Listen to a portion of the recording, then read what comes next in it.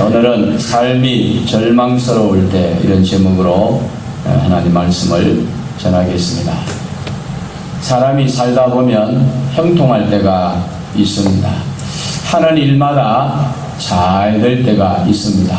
손을 대는 것마다 대박을 터뜨릴 때가 있습니다. 가족들이 모두 건강하고 자녀들이 말을 잘 듣고 출세를 하고 좋은 대학에 입학을 하고 또 좋은 직장에 취직을 하고 또 남편의 모든 하는 일들이 형통하고 이렇게 무엇이든지 잘 되고 형통하고 그리고 대박을 터뜨리고 남들에게 인정과 칭찬을 받고 이렇게 세상을 우리가 살아가는 복을 받을 때가 있습니다. 그러나 때로는 하는 일마다 그 반대의 현상이 나타날 때도 있습니다.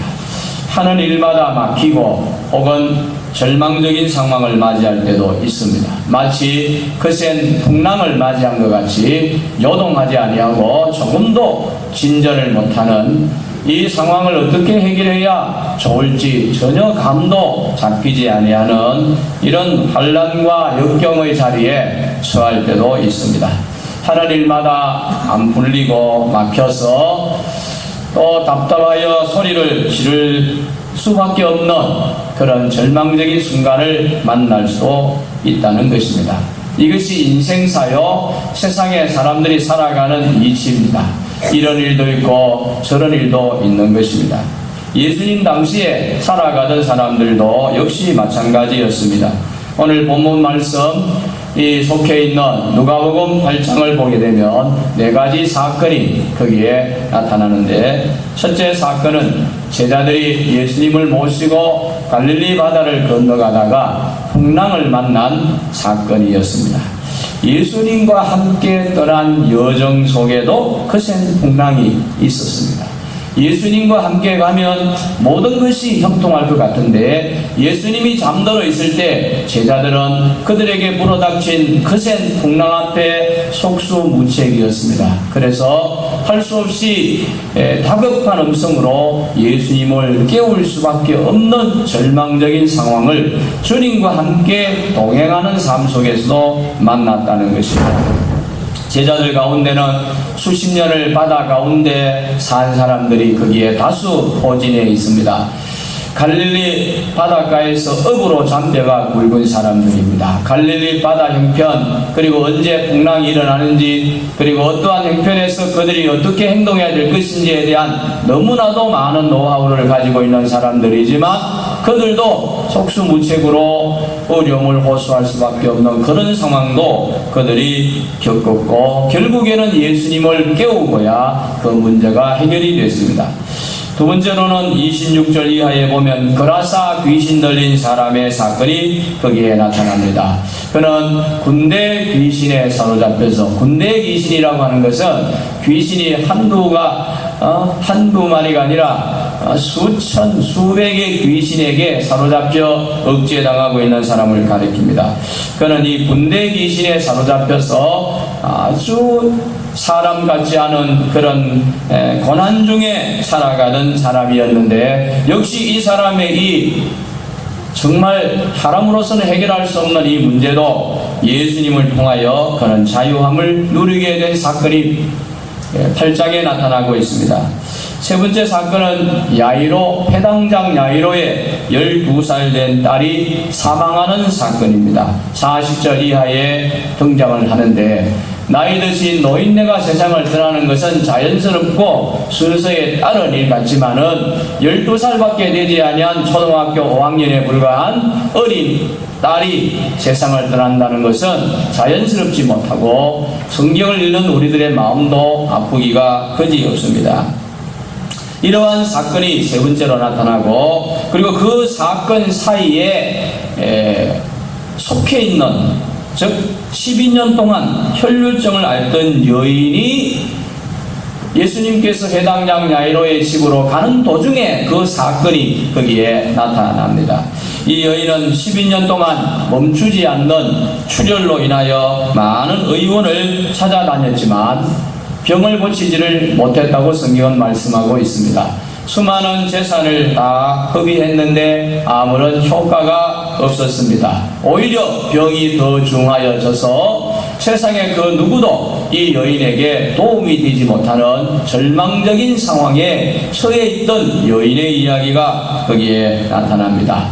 이 여인은 세상에서는 아무런 소망도 발견하지 못했기에 마지막으로 그는 예수님에게 소망을 두고 예수님의 옷자락이라도 잡으면 나을 것이라는 믿음을 가지고 사람들 몰래 예수님 가까이 접근하여 예수님의 옷가를 잡았을 때에 예수님께로부터 치료의 능력이 이 여인에게로 전달되어서 그는 병이 나온 것을 몸에 깨닫는 축복을 받게 됐습니다.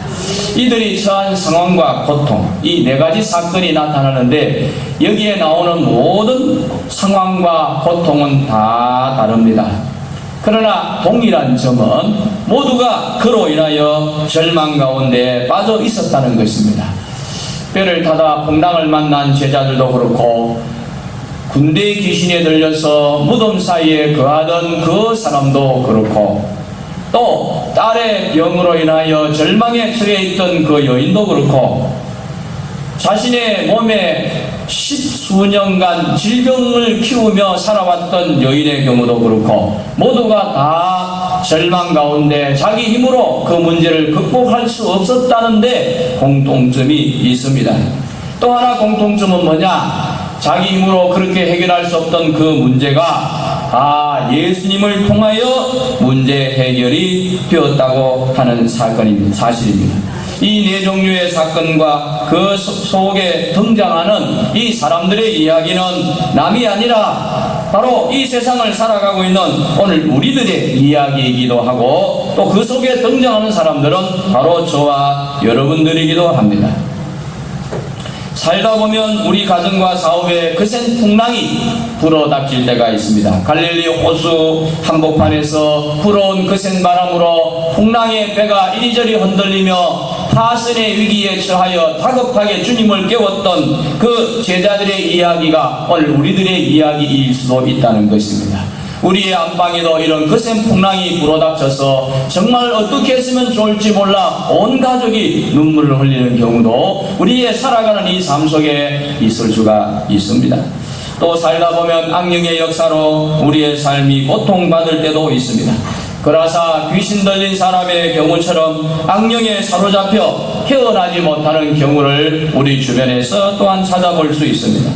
또 야이로 회당장의 가정처럼 가정에 우환이 생기는 경우가 있습니다. 자신에게가 아니라 어린 자녀들이 중병에 걸리거나 사고가 나서 그로 인하여 가슴을 아프게 하는 일이 우리의 가정사, 우리의 생활사 속에 일어날 수가 있다는 것입니다. 그리고 혈류증 여인처럼 자신이 쉽지 않은 질병으로 오랜 투병 생활에 지치게 되는 그런 경우도 우리의 삶 속에서 얼마든지 찾아볼 수가 있습니다.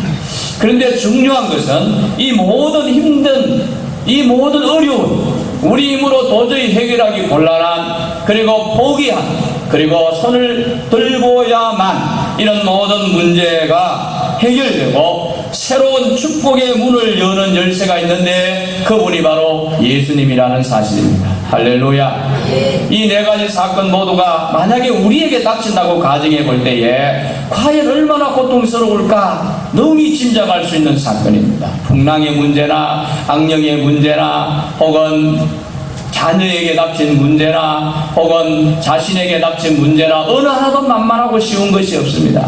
어느 한 가지만이라도 우리의 가정에 그 문제가 찾아왔을 때 도저히 해결할 수 없는 절망 가운데 빠질 수밖에 없는 그런 문제들이다 그 말입니다. 그런데 이러한 문제들이 다 동일하게 예수 그리스도 우리를 위하여 십자가에 죽으시고 우리를 구속하신 하나님의 아들 그분의 능력으로 또 그분이 거기에 찾아갈 때에 그분이 그들을 만나 주실 때 그분이 그 자리에 그 현장에 있을 때에 그리고 일어나셔서 그분이 입을 떼시기 시작할 때 할렐루야, 문제는 해결되더라고 하는 것입니다. 오늘 8장에 나타난 내용이 바로 그것을 우리에게 말씀해 줍니다. 너희에게 이러한 삶이 있을 수 있다. 너희에게 이러한 고난의 파도가 치며 너희의 인생을 어렵게 할 때가 있다. 너희의 가정사에 이런 엄청난 시험이 찾아올 때가 있다. 그러나 이런 문제도 저런 문제도 바깥의 문제도 안의 문제도 내 문제도 자녀 문제도 물질 문제도 혹은 사업 문제도 다 예수 안에 해결의 열쇠가 있느니라 라고 오늘 성경은 우리에게 강하게 말씀을 해주고 있다는 것입니다. 예수님께서 잠자는 자리에서 깨어나셨을 때에, 예수님께서 찾아가셨을 때에, 예수님께서 죽은 딸의 손을 잡고 일으키셨을 때에, 예수님의 옷자락을 믿음으로 움켜잡았을 그때에 풍랑도 그쳤습니다. 귀신도 떠나갔습니다. 죽었던 아이도 살아났습니다. 10년간 누군 질병도 고침을 받게 된 줄로 믿습니다.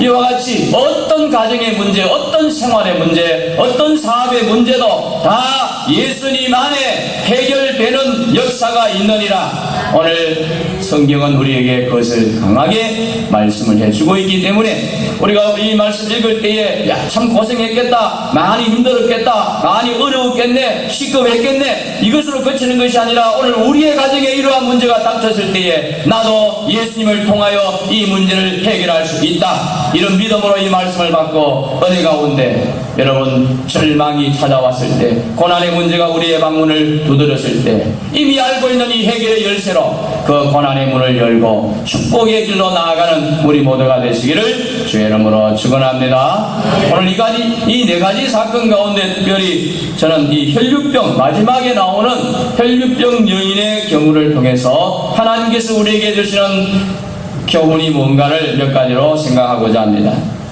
첫째는 본문에 나타나는 이 여인의 절망적인 상황에 대해서 우리가 다시 한번 고개를 돌려 살펴볼 필요가 있습니다. 43절을 보게 되면 이 여인은 어떤 절망적인 상황에 처해 있느냐, 혈류증이라고 하는 그 당시 의학으로는 도저히 고칠 수 없는 질병에 걸렸는데 무려 12년 동안을 투병 생활을 했습니다. 병에 걸려서 1년, 2년 고통받는 것도 얼마나 힘든 것인지 병에 걸려 고생해 본 사람은 너무나도 잘 압니다. 그런데 이 여인은 소망 없는 질병에 걸려서 무려 12년간 피를 쏟으며 살았습니다. 이 병은 피를 흘리는 부인병으로 불규칙한 출혈로 인하여 만성출혈이 있습니다. 그런데 얼마나 잘 먹었는지는 모르지만 실을 따라 때를 따라 피를 쏟으면서 12년 동안 이 여인이 견뎌왔다고 하는 것은 놀라운 고통을 겪었다는 사실을 우리에게 깨닫게 하여 줍니다. 이 질병을 고쳐보기 위해서 이 여인은 얼마나 부자였는지 성경에 기록되진 아니했지만 자기의 가진 것을 다 허비했다는 이야기가 나옵니다. 그리고는 나중에 가족들로부터 버림까지 받습니다.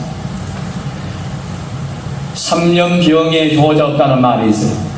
부모라도 오래 병이 지속되고 그리고 간호에 힘이 들면은 나중에는 그 어려움을 겉으로 내색할 수밖에 없는 것이 사람의 모습입니다.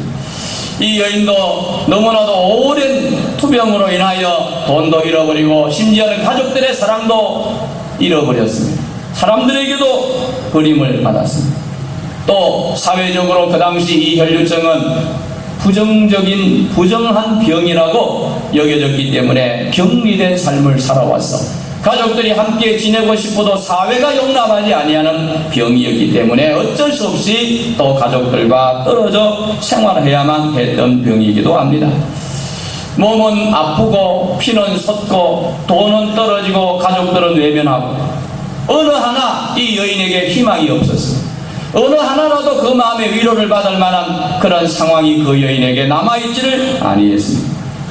오늘 우리가 병원의 간호사의 따뜻한 그러한 간호를 받고 그리고 보호를 받으면서도 병원에 1년, 2년 거기에 거하게 된다고 하면 그 자체가 죽을 것 같은 고통의 문제인데 이 여인은 사회로부터 버림받고 가족으로부터 버림받고 그를 지켜줄 만한 물질적인 어떤 방패막이도 없고 아무것도 없는 상황에서 12년 동안을 소망 없이 그가 살아왔다는 것입니다.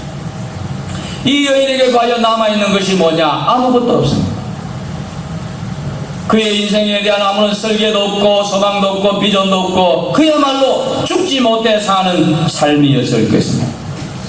이렇게 이 여인은 소망 없는 삶을 살고 있었습니다. 현재 우리나라는 경제난으로 인하여 파산 신청자들이 급증하고 있다고 합니다. 물론 사업이나 주식이나 도박 등으로 자신이 잘못해서 파산을 신청하는 그런 젊은이들도 있지만 60대 이상의 노인들 가운데는 병원비로 인하여 파산을 신청하는 경우가 급증하고 있는 상황이라고 통계가 나와 있습니다. 장기간 병원 생활을 하게 되면서 본인도 힘들지만 가족들 또한 적지 않은 병원비로 인하여 말할 수 없는 고통을 당하는 것이 현실입니다. 이러한 극한 상황에 빠지게 되면 사람들은 종종 죽음을 생각합니다. 그래서 많은 사람들이 스스로 목숨을 끊는 경우가 오늘날 신문지상에도 많이 나타나서 우리의 가슴을 아프게 하고 있습니다. 실제로 한국의 자살률이 OECD 30개국 가운데 최고라고 합니다. 금메달이라는 것입니다. 얼마나 명예스럽지 못한 통계인지 알 수가 없습니다. 삶을 포기하는 사람들이 10년 전보다 2.4배나 늘어서 하루 평균 32명이 목숨을 끊는다고 합니다. 자살하는 사람들 가운데는 중장년층이 많고 남자가 여자보다 2.2배가 된다는 것입니다. 그 이유를 살펴보면 염세나 비관이 43%로 1등이고 2등이 병고로 26% 자살을 한다는 것입니다. 살기 위하여 고침을 받기 위하여 투병 생활을 하다가 힘들면 나는 소망이 없다라는 생각을 갖고 스스로 먼저 목숨을 끊는 이러한 자살률이 2등이라는 것입니다. 오늘 이 본문에 나오는 이 여인의 경우도 보면 사살하지 않고 12년을 살아왔다는 자체가 참 기특합니다. 그렇게 모진 목숨 스스로 끊지도 못합니다. 아무것도 없는 상황 속에서 그래도 자살하지 않고 살아왔다는 것 자체가 기특하고 감사한 일입니다. 그러나 이 여인은 12년 동안 이렇게 소망 없이 처음에는 의사를 통하여 나을 수 있을 것이라는 기대를 가졌겠지요. 의사를 찾아다닐 때 그리고 돈이 있을 때는 그런 희망을 가져봤지만은 의사들도 다 손을 놓고 나중에는 재물도 다 허비했을 때는 그에 대한 기대도 다 사라져버리고 말았습니다. 죽지 못해 자살도 하지 못해 살아가고 있는 절망적인 삶이었을 것입니다. 그런데 이러한 이 절망적인 이 여인에게 한 가지 소망이 생겼습니다. 할렐루야. 아무에게도 희망을 보지 못한, 누구에게도 소망을 발견하지 못한 이 여인이 어느 날 소망의 빛을 발견하게 됐는데 그 소망의 빛이 뭐냐? 바로 예수님입니다. 예수님을 통해서 나도 고침받을 수 있다는 소망의 빛을 그는 찾게 되었습니다. 이 여인이 절망 속에서 예수님에 대한 소문을 듣고 거기에서 빛을 보게 됩니다. 예수님이란 분이 계시는데 갈릴리 바다를 말씀 한마디로 잠잠케 하시는 분이라는 소문을 듣습니다. 바람아 잔잔하라, 바람아 멈추어라, 풍랑아 잔잔하라, 말씀 앞에 바람과 파도도 잔잔해지더라 하는 소문이 왜 안 퍼졌겠습니까? 그리고 주님은 안전뱅이도 일으키시고 소경의 눈도 보게 하시고 병원의 입도 여시고 죽은 자도 살아나게 하시고 이런 능력의 하나님 예수 그리스도 이 땅에 오신 구세주라는 소문이 이 여인에게 들리기를 시작하면서 소망 없이 12년 동안 모든 삶을 이어오던 이 여인의 마음속에도 어두움의 절망의 빛이 물러가면서 그의 마음속에 소망의 빛이 찾아들기 시작하는 것입니다. 그래서 이 예수님을 만나면 나도 소망이 생길 수 있겠구나. 이 예수님과 나와 연결만 되면 나도 살아날 희망이 있겠구나. 이런 생각을 가지면서 예수님과 연결되는 기회를 찾기를 시작합니다. 그러나 당시에 이 병은 부정한 병이기 때문에 공개석상에서 드러낼 수 없는 단점이 있었고 스스로 예수님 앞에 자신을 만져주기를 바라는 요구도 할 수가 없었습니다.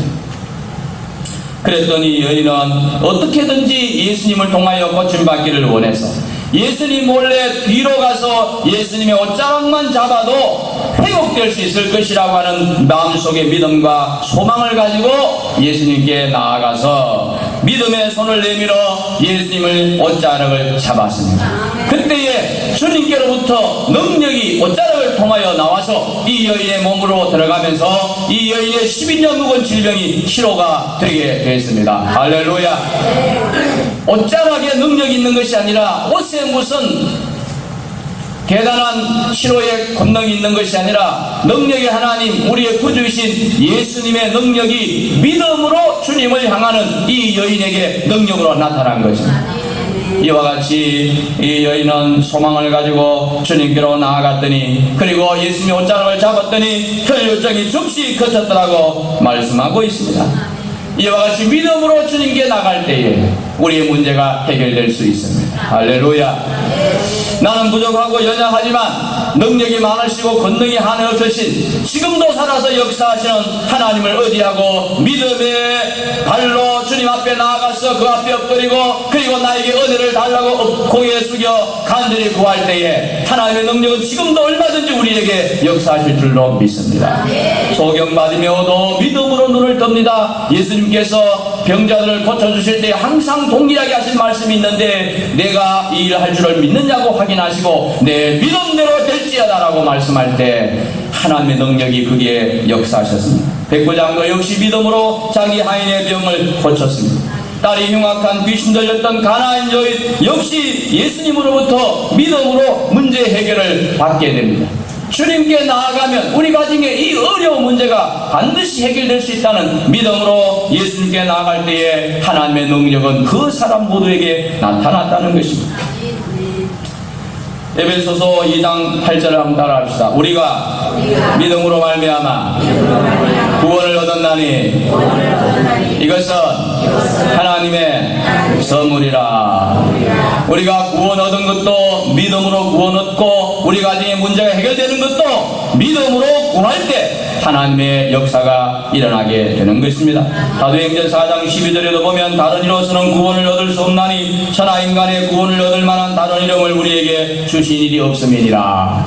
우리의 영혼 문제의 구원도 주님을 통하여, 그리고 우리의 모든 육신적인 문제도 믿음으로 우리의 모든 질병과 우리의 모든 문제를 다 걸머지신 주님께로 나아갈 때에 하나님의 역사로 우리의 가정의 어려운 모든 문제들이 해결되는 축복이 있을 줄로 믿습니다. 그러므로 여러분, 절망이 우리의 가정을 찾아올 때에, 절망적인 문제가 우리에게 다가올 그때에, 오늘 여기 누가복음 8장에 나오는 4가지 사건 가운데 이런 사건 저런 사건 여러 가지 유행의 사건들이 있지만 동일하게 이 문제의 해결은 예수님을 통하여 된 것이라는 사실을 기억하고, 예수님을 믿음으로 주님께 나와서 주님의 옷자락을 믿음으로 붙듦으로써 여러분의 가정에 그 문제가 해결되는 은혜가 있기를 주의 이름으로 축원합니다.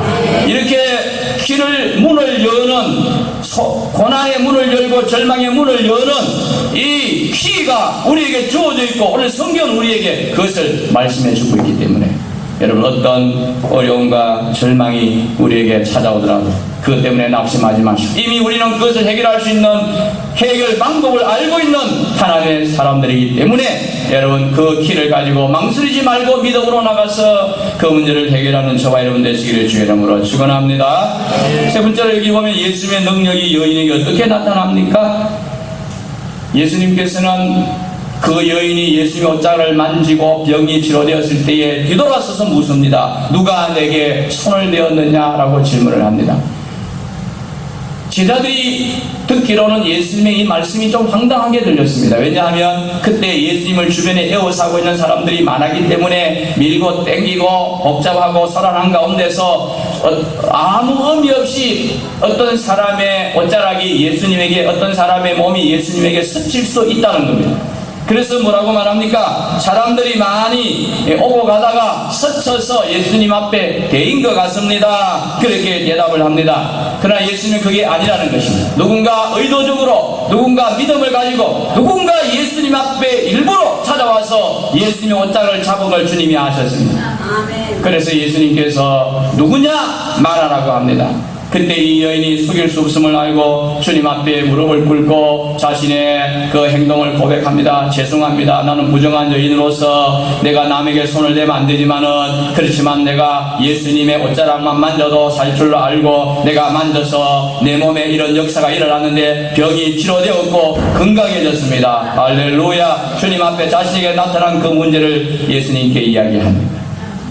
그로 인하여 주변에 있는 모든 사람들이 예수께서 우리의 구주가 되시고 주님 앞에 소망이 있고 예수님께서 문제 해결의 구주가 되심을 깨닫고 하나님께 영광을 돌리게 되었습니다. 예수님은 이 고백하는 이 여인에게 48절을 보면, 따라 내 믿음이 너를 구원하였으니 평안히 가라 하시는 축복의 말씀을 하십니다. 믿음으로 나왔더니 구원을 얻고 구원을 얻은 다음에 그의 마음에 평안이 생기게 됐습니다.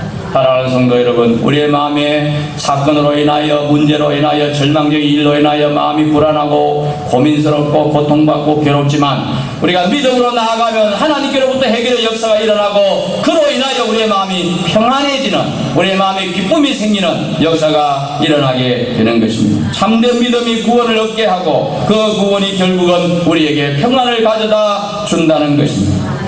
여러분, 오늘 우리가 살아가면서 삶이 어렵다고 생각할 때에, 힘들어 살기가 싫다라고 그런 생각이 되어질 때에, 내게 지어진 짐이 너무 힘들어 너무 질 수밖에 없다고 판단되어질 때에, 우리 모두가 주님을 바라보는 눈을 가지시기를 주의 이름으로 축원합니다. 계속되는 불경기, 세계적인 공황으로 인하여 우리 모두가 위축되어 있고 북한과의 관계에 있어서도 우리의 마음을 힘들게 하는 부분들도 많고, 사회의 여러가지 혼란상들도 우리의 마음속에 고민을 주고 있습니다.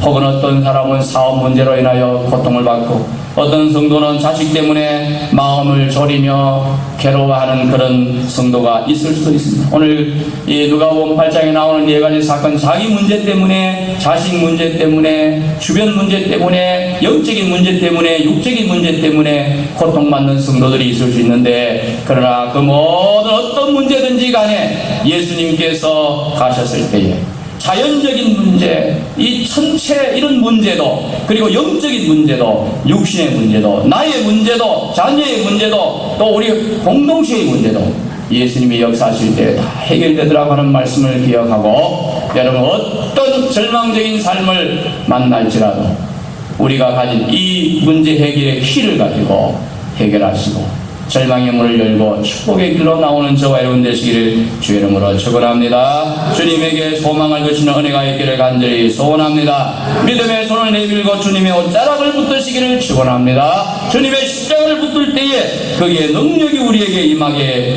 된다고 하는 사실을 기억하시기를 바랍니다.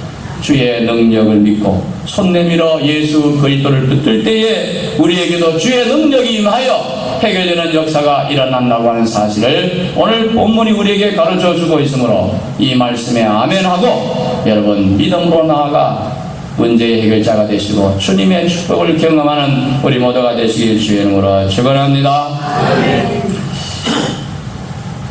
우리가 한평생 주님의 손을 꼭 붙들고 이 세상을 살아가기를 바라면서 복음송 한 장 같이 부르겠습니다. 주님여 이 손을 꼭 잡고 가소서. 앞에 띄워주십니다. 네. 반주가 안 됩니까? 안 되면 제가 심상하서 같이 부르겠습니다. 주님여 이 손을 꼭 잡고 가소서. 약하고 피곤한 내 몸을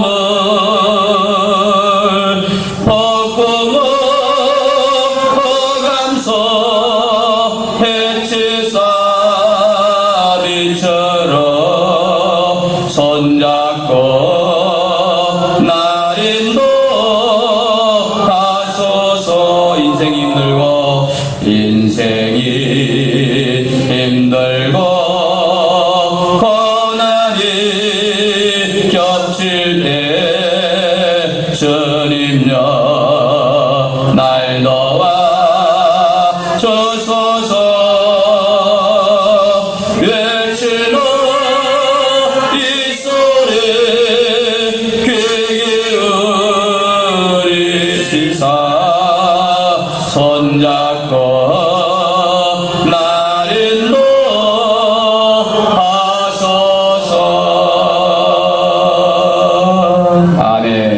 주님 오시는 그날까지 주님의 손 붙들고 이 어려운 세상을 믿음으로 승리하며 살아가는 저와 여러분 되시기를 다시 한번 주의 이름으로 축원합니다. 기도하겠습니다.